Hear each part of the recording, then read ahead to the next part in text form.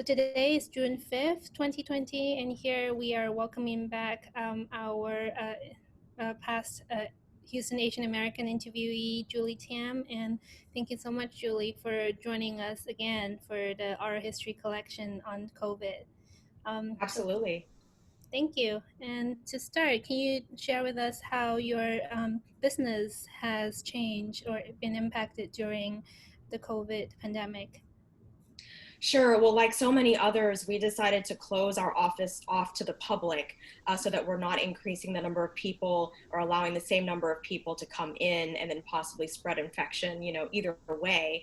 And so we've also staggered our shifts. We're a small business, so we already don't have a lot of people working in the office. We have several folks normally, but we've actually divided them up so that there's at most 1 to 3 people working at any given time, and they're working shorter hours in the office, and the rest of their hours they're working from home.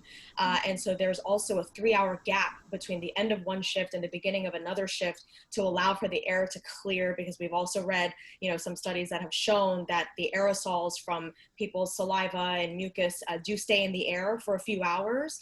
And so we want to make sure everyone is safe. We are requiring mask wearing and sanitizing of hands upon entering. And we frequently sanitize high touch surface areas. And also we've noticed obviously a decrease in business, especially during the beginning of the pandemic, the first couple of weeks, once the stay home order was announced for Houston and Harris County. It was almost like everybody kind of froze and thought, what do I do now? Let me just pause what I'm doing. And so we, being a real estate brokerage and property management company, we do sales and leasing. And so the folks that need to move, obviously, who already put in their move out notices or were going to move into our properties that we manage, in terms of the rentals, still followed through with those transactions, but we didn't have a whole lot of new people trying to do that. Buyers suddenly decided to stop trying to have us help them look for homes. Sellers, we still had some listings, particularly listings of vacant homes where it wouldn't be an issue with people coming in because there wasn't someone living there who could possibly infect the person coming in or vice versa. But after the first couple of weeks, fortunately for our company, we actually saw activity really rebound back to roughly what they have been all along. And in fact, they're at really good levels now. We've had recessions and slowdowns in certain months of the year or weeks, here and there, maybe slower typically even before the pandemic. But right now things are actually doing very well in terms of our leasing and sales activity. What's still a little bit slow in particular is buyers, us representing buyers going out to look for new homes, just because people are still scared, a lot of them. Yeah, for sure. So how much of your daily activities can be moved online now, in terms of your daily like leasing or showing clients or the properties? Like how much of those can be virtual and how much still needs to be physical? Right. So what we're doing more of is, so typically we have photos taken of a property when we're listing it for sale or for lease. And usually we showcase, the best photos. We're not going to necessarily show the inside of the garage or, too many different angles of a room or close-ups of too many things, unless it's something we really want to showcase as being beautiful. But now, because fewer people are going out in person, especially during the beginning of the pandemic, we shot more photos. Even if we didn't post all of them online, we at least have them. So that way, if people want to see more photos, they can ask us and we can send it to them. And also, we've been shooting video tours as well, just so that folks who don't want to go out in person can just watch the video. Some people will go ahead and move forward with the property, seeing only the video. And for other people who still want to go out and see it in person, video is a great way for them to eliminate properties they don't want or decide to go ahead and see the property in person after seeing the video and just getting more perspective of that property. And for most of the things, because we operate in the cloud, we have a cloud-based property management software. We do a lot of email and text and things by phone as well. So it's been okay not having to meet with people in person. We have a drop slot at our office where people can drop off things and we can slide things out to them if there's things that need to be picked up and dropped off in person. But in terms of actually showing the properties, the first couple weeks or so, some of us decided in terms of among our realtors in our company not to show in person just because we were afraid. At first we didn't have a whole lot of data to tell us, how exactly this virus was transmitted and how contagious it is. And so we just stopped altogether until we could learn more. And as we were learning more, and then these safety protocols were being put in place by our health officials and our government officials, it made us more comfortable to be able to just go back out, but do it safely. So we all are required to wear masks and stay at least 6 feet away from the other person we're showing the property to. And of course, we sanitize our hands after we leave the property before we touch anything that we're going to take into our vehicles and take home with us. Yeah, for sure. That sounds a great protocol you're taking over there. Just wondering, what's your outlook on the Houston's property market or the economy in general in the coming years? Sure. So, of course, no one can really predict the future, but what our main economist that forecasts for our real estate association nationally is saying is that he does see a rebound. In fact, we're already seeing prices in some markets, going back up. In Houston, we have not seen any sort of significant movement on price, in any direction overall. I know that I have investor clients who have asked me, hey, keep an eye out for properties. If there's great price reductions, I'm looking to jump in. And they were expecting large percentages, 25, even 50% reductions. I pretty much knew that 50% seemed, pretty far-fetched, unless, we were without a vaccine for years and years, and we just had terrible outbreaks of this, virus and perhaps another virus, but really what we're probably going to see is some people, if they cannot get the forbearance for their mortgages, they may get foreclosed on. We may see some short sales, but I don't see it as being something huge in terms of an uptick of, those types of distress sales, or any sort of huge reduction in prices. So really, we are seeing things moving, especially now that more things are opening up. But of course, we're also seeing that, some of these infections, they're really not going away. And, we're seeing more ICU beds being occupied in the Houston area. So that's really concerning to me and a lot of folks. And so, we may see another shutdown. And so we'll have to see where it goes from there. Yeah, thank you for the insights. Mhm. And also just wondering, what do you see this pandemic has revealed to us about the social inequalities as we're seeing it? It's the poor or the people who have existing financial issues that got hit more in this pandemic. Right. So, the sage advice is to always have at least 6 months of savings to where you don't have a job. Maybe your spouse doesn't even have a job, because in some cases, that's what's happening to families right now. They're either being furloughed or hours being reduced, or they're being laid off altogether, or the companies are just shut down. They can't even open up, so the owners are even suffering. And so that advice obviously extends true for cases like this, because this is the type of unexpected thing that can happen. And so we all need to practice those smart financial savings and investing. So for folks who did not do that, they are being hurt. We're seeing it with our property management. So fortunately, we screen very strictly for our renters. And so we actually are much better than the national or even the local average in terms of the number of people who are able to pay their rent, and in terms of the number of people who are behind on their rent. And so we have a very small percentage of people who are more than 1 month behind on their rent, who are actually not attempting to make any payments at all. Most of our tenants, the vast majority, are paying their rent just fine, like usual. They had their savings, or perhaps they did not lose their jobs. And actually, the interesting thing is, among our renters, we have folks kind of throughout the spectrum, folks that are paying several hundred a month up to a few thousand a month for our higher end properties. And we actually are seeing some folks that are getting behind in kind of all price ranges. So it's not just the lower end people who are getting behind. Even some folks that are paying more than $2,000 a month are behind on their rent. And so a lot of it is just a matter of how much savings do they have already so that they can cushion themselves in a time like this. The other thing too is, as most of us have seen, those essential workers primarily are ones who have to be on the job physically. They're delivering things, or working in grocery stores or restaurants. And so they're going to be at higher risk of infection because they have to be out there among other people. And so for those folks, if they're lower, income earning folks, then there's where there could be an inequality where they're getting infected at a higher rate. Bus drivers, for example, it's really hard to stay away from people, and you can't really control if somebody's approaching you, even though you want to stay away from them. And so for folks that have tech jobs or ones that are more online, virtual, that type of technology based job, they can do more stuff working from home. And so, I'm fortunate that I can work from home. Of course, I still need to go out to properties. Sometimes they're vacant, which is great, but then sometimes I need to meet with someone. And so I have to do it safely. Yeah, for sure. And we understand you also was a reporter, and we're seeing that reporter has been the kind of main force that we've been communicating with the rest of the world in this isolation period. So, what's your future on outlook on the way that we can be impacted by the media in general? Right. So, obviously the media reports, it tries to, for the most part, be, well-rounded and balanced in its coverage. But there are some stations that are, of course, biased either to the left or the right. Mhm. And the perspectives that are being reported are based on human beings, right? So it's not like robots are deciding what stories to cover every day. It's people who are working in the newsroom. And so there are biases inherent in that. And even though as journalists, and I definitely tried my hardest to not bring my biases into a story.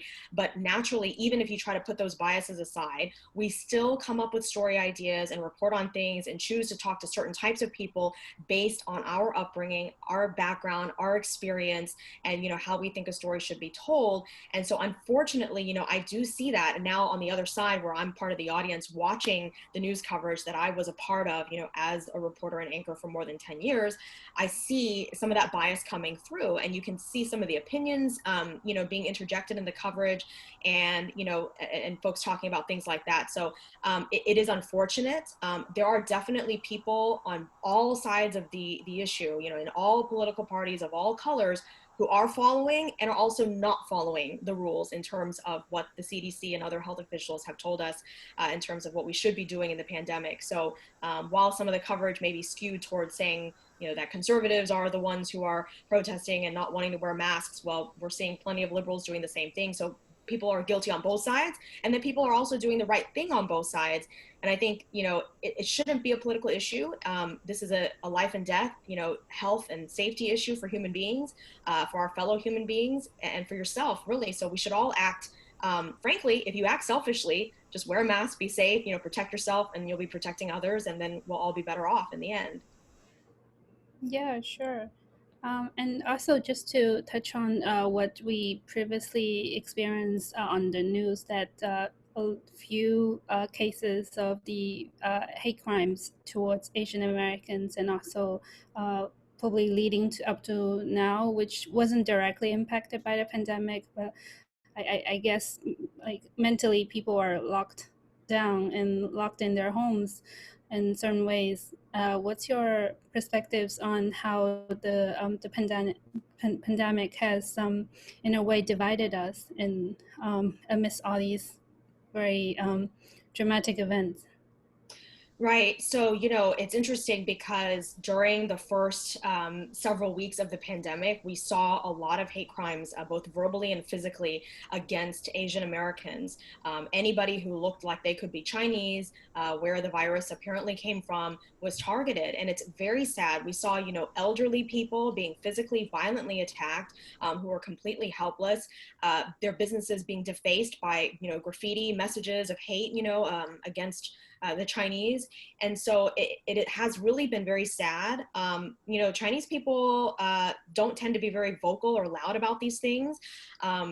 Just culturally, me being Chinese, I know this, you're told to don't make waves, keep quiet, just keep to yourself and don't say anything. So you did not see protests for Chinese people who were injured or killed due to, people being angry about this pandemic. But now you're seeing a lot of protests and riots and a lot of damage to communities and businesses, and even murders of people following the murder of George Floyd, which was a terrible incident, and inexcusable. But there's a lot of backlash after that that's causing a lot of damage and even more deaths, which really needs to stop. We need to have change, obviously, that protects African Americans, and there shouldn't be racial bias against them in the way that we've seen. But at the same time, Asians need to speak up too. That's something that I really pushed for as a TV journalist when I was asked to go and speak to groups. And when the topic was relevant, is I said, look, it's great if you are a model citizen, that stereotype of the model minority, and you go to your profession, you're a doctor, an engineer, or whatnot. But if that's all you do and you don't speak up for our group, then we're not going to get our voices heard, and then we'll continue to be victimized in silence. And so we all need to speak up. Yeah, I totally agree with that. And moving on to like your personal life during quarantine, like what have you been seeing yourself doing more, or thinking more during the lockdown period? So yeah, we have a 1-year-old son, and so he actually was supposed to start school right at the beginning of the pandemic, but then we kept him back, and then actually 1 week later, the school shut down on its own, just like so many schools around our nation. And so the sad thing is that not only has he missed out on those learning opportunities and being able to interact with other kids, which we really wanted him to have that extra socialization, then he also has been missing out on some of his other activities that we've been taking him to. He's always been very active, so 6 days a week we would take him to something, whether it be like play and music classes or swim class and whatnot, ever since he was just 2 months old. And so he's missed out on that, and I've been missing it myself personally because I enjoyed that. But on the flip side, I really have enjoyed the extra time I've gotten to spend with him at home. I'm still working full time, but my husband and I stagger shifts, and then my mom also helps us babysit, and she works with all three of us work in the same company, so we just try to tag team and make it all work, and he's home with us, and it's really nice to be able to see him grow, and just all the things that he's doing. And fortunately, he's very extremely advanced for his age. Most kids at 17 months are speaking about 10 to 20 words, and he speaks over 200 in any of 3 different languages, and some words he speaks in 2 or 3 of those languages. So we're not really concerned in terms of his development. But one thing that we are, sad about, of course, he doesn't have that peer interaction with other kids right now because we're trying to keep him safe. So I've gotten to cook more, clean more. Unfortunately, that's not enjoyable. I enjoy the cooking, yeah, we just have been doing some projects at home too, and our house is getting power washed, as we speak outside, and so things that we can get done safely when we bring contractors, to our house, that they're doing things outside, for example. It's great. And yeah, that's so cute on your 1 year old speaking 3 languages. And Yeah. yeah, wondering, have you and or your family engaged in much of the community volunteering during this period? We haven't physically gone out to volunteer just because we're just trying to stay safe and just let the organizations that are doing their thing, and of course some of them are have reduced their activities, but otherwise folks that are already doing things, whether they be giving out food or whatnot, letting them do their thing as usual, and we're just trying to stay safe, and we're definitely following all the guidelines strictly, to the T. So that way we're doing our part, to keep everybody safe. Yeah, for sure.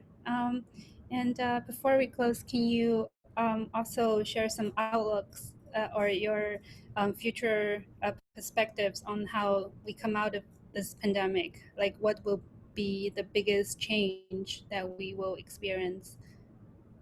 Sure. Well, I certainly can see already that, companies are telling their employees that they can work from home, either completely or at least increased hours from home. So I think that will continue to some extent because they'll find that, this is actually doable. And maybe some companies can then, get rid of some of their office space and save some money that way. It also helps with commute. People don't have to spend time, driving to and from the office and that sort of thing. There, of course, is still really good collaboration to be had when you're in a room with a group of people in person, with the whiteboard or whatnot, rather than just doing a Zoom meeting or things over the phone. So that, does get lost virtually, that type of experience. So I think some companies may still opt to have some things, done in person. But even before the pandemic, obviously, a technology like Zoom and, Google Meet or whatever, they already existed because companies were doing certain things virtually. And of course, global companies that cannot be flying someone across, the ocean in 1 second to meet with someone would meet virtually until they could, meet in person if they did meet in person. So I think those types of trends we'll see continue. And I think that now that the US, has gotten somewhat used to wearing masks, something that, Asian countries have already done for several years, that we'll probably see more of that. And, I would say for sure there's going to be another pandemic of some type, at some point in the future in our lifetimes, unfortunately. I mean, as all the experts are saying, we are a global society now. Everybody flies, to different countries, whether for business or pleasure, and there, a lot of goods are being shipped and all that. So, it's just the virus, or any sort of virus or any sort of disease, is going to spread much more rapidly now than it ever has before. So, I mean, we used to have plagues and pandemics, or they weren't pandemics, but viruses like this, outbreaks that were more localized or confined to one country, where people would drive and spread it. But now you're flying, driving, and riding in cruise ships. And so that, it's just going to happen again. So we just all need to be prepared and not let our guard down for when it does happen. It's not about if, it's about when. And unfortunately, the scary thing is it may be sooner than we want. It could happen again in a couple of years, and we're right back to where we are, if people don't have systems in place to respond to them. I think that also, for folks like parents like us, having the opportunity to slow down our pace a little bit without running our children, to all these different activities, is something to where we can take a breather and think, well, are there some things that can be eliminated? Can we be more creative at home? Is what we found ourselves doing, creating our own activities for our son, and just spending that quality time together. And certain things, that we would have left up to the school to be creative and teach our son, is, that we're doing ourselves. And so, yeah, it's those types of things that we're going to reevaluate. For some people, their lives won't change. Some folks are just saying, I'm not going to let this affect me at all. I'm not changing my lifestyle. I just refuse to, do anything different. But I think a lot of folks, are going to change, just because we might find that there's some positives that come out of this, and we want to actually, change and adapt. And what I really hope is that, businesses right now that are doing the extra sanitization and, sanitizing the pens before you sign, and the menus and all these different things, and the doorknobs, that they'll continue to do it. Because frankly, even before the pandemic, I hated using my finger to sign on the stylus, or the little pad, when I would pay, because it looked so gross. And I knew all the people had touched it before, even without coronavirus, had all sorts of other germs. And so it'd be great if people just, stay more clean. And I wouldn't mind not shaking hands, although I know that we're probably going to return to that, just because that's the way our society is set up, to shake hands so when we meet someone. But some of these practices, really do spread germs, and just aren't good. It's not necessary. We can follow some other cultures and do other types of greetings rather than shaking hands, bowing, or I don't know, it's just something else. Just don't touch each other. So yeah. Yeah, there's definitely some habits to keep. Yeah, I guess that's all of my questions. Do you have anything else to add or share with us? I mean, just in terms of like, being Asian American, in the middle of all this, and, to others, is that, I mean, this virus could exist anywhere. It didn't have to originate in China. It's not a Chinese virus in terms of that it's some sort of inherent trait to Chinese people that we would have this virus and then spread it to others. This sounds really silly that I would have to say that, but there's so much ignorance in the world, and clearly a lot more, stupidity than there is intelligence, to where people think that somehow it is just this horrible thing that Chinese people propagated. So, I mean, very easily some animal could have had the coronavirus somewhere else in the world, anywhere, and transmitted it to a human being, and it could have started there. And then we would be all, talking about that country. But unfortunately, it was China this time, it seems, and this seems like what happened. And so, a lot of people are angry at China, and certainly there were things early on in their response that seemed to have been slow and maybe not so appropriate, but we don't need to vilify an entire group of people, whether people who live in mainland China or Chinese or other East Asians around the world, for this virus. There have been all sorts of viruses and other deadly diseases. You can name all sorts of things, all sorts of influenzas and Ebola and whatnot, that originated from all different parts of the world. This one just happened to be a pandemic, and especially since our society is more global than it's ever been. And so the Chinese people are unlucky because we fall on this side of the situation.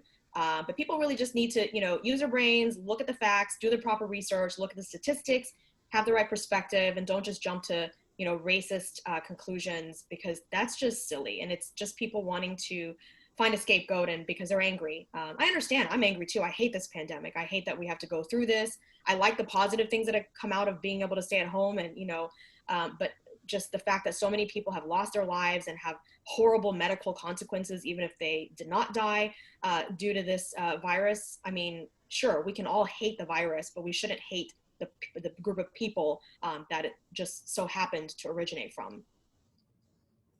Yeah, for sure. Thank you for the positive note and very hopeful statement.